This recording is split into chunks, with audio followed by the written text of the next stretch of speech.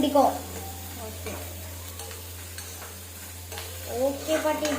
வடைலாம் ரெடியாக போட்டு வச்சுருக்கீங்க போல், வடைக்கறி பண்ண. ஆமாம், வடைக்கறி சேர்த்துக்கா வடை போட்டு வச்சுருக்கேன்.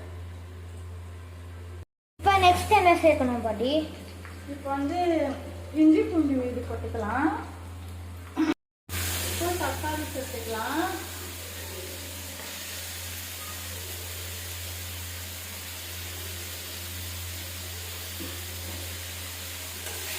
அவ்வளோதான், வடைக்கறி ரெடி. பாருங்க, தக்காளி நல்லா வந்து வெந்துச்சு. தக்காளி எண்ணெயிலேயே இப்போ வந்து மசாலாலாம் போட்டுக்கலாம்.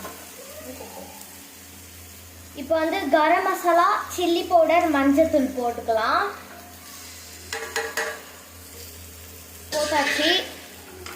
வந்து நல்லா கலரி விட்டுக்கலாம்.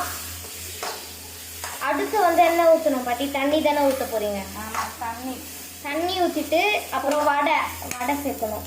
கொதிக்கும் போது தான் வடை சேர்க்கணும். சரியா?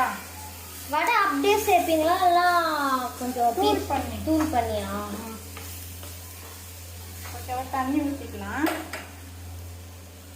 தண்ணி ஊற்றி உப்பு போட்டுக்கலாம்.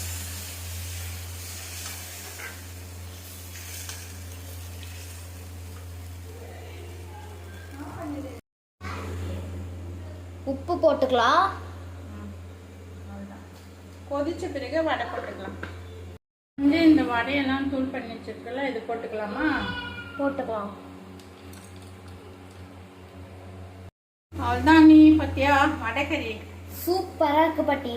டேஸ்டா இருக்கும்ல? நீங்களும் இந்த மாதிரி வீட்டில் ட்ரை பண்ணி பாருங்க, செம்ம டேஸ்டா இருக்கும். அப்புறம் நீங்க தோசை ஊற்றி சாப்பிட்டு பாருங்க, செம்ம டேஸ்டா இருக்கும் இந்த வடைக்கறிக்கு.